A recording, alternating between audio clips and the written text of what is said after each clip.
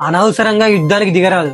ఒకవేళ యుద్ధం అనివార్యం అయితే సమాధాన భేదాలు విఫలమైనప్పుడు మాత్రమే యుద్ధం ప్రకటించాలని చెప్పాడు. అది విన్న ధర్మరాజు పితామహ, నమ్మకమైన స్నేహితులు లేకపోతే రాజకార్యం నీతి మార్గంలో సాగటం కష్టం గనుక ఇటువంటి వారి పట్ల నమ్మకం కలిగి ఉండాలని అడగగా, ఎవరిని నమ్మకపోవడం చచ్చేంత నమ్మడం స్వయాన మృత్యువును కొని తెచ్చుకోవడం లాంటిది. కాబట్టి నమ్మి నమ్మక పనులు సాధించాలి. ఇప్పుడు సూక్ష్మ బుద్ధితో మిత్రులను శత్రువులను సమీక్షించుకుంటూ ఉండాలని భీష్ముడు అన్నాడు. ఇంతటా ధర్మరాజు మంత్రి ఎలాంటి వాడై ఉండాలని అడిగాడు. దానికి భీష్ముడు జ్ఞానధనుడు, పౌర జనపదులకు ఆప్తుడు, ధర్మ పరాక్రమాలతో గొప్పవాడు, రాజు పట్ల భక్తి కలవాడు, తెలియక తనపై దోషారోపణ చేసిన, కోపంతో దూషించిన ఏమాత్రం కలత చెందక అనునయంతో రాజుకు ఇబ్బంది లేకుండా ముసులుకోగలిగిన వాడు, తమ దోషాలను కప్పిపుచ్చుతూ శత్రుల లోపాలను గుర్తించి వాళ్ళను చుక్కల పాలు చేయగల నైపుణ్యం కలవాడైన విశాల బుద్ధి గలవాడై మంత్రిగా ఉండడానికి అర్హుడని అన్నాడు. యుద్ధ భటులుగా ఎలాంటి వారు ఉండాలి? ఏనుగు వంటి బలం, పులి సింహాల భీకరత్వం, చాకచక్యం గలవారు భటులుగా ఉండాలి. వేరు వేరు ప్రదేశాలలో వీరుల ప్రత్యేకతను బట్టి వారిని సేనలో చేర్చుకుని సమయం వచ్చినప్పుడు రణరంగంలో ఉపయోగించాలి. విరోధులతో ఎలా ఉండాలి? భగవాన్ని తుదమట్టించాలనుకుంటే,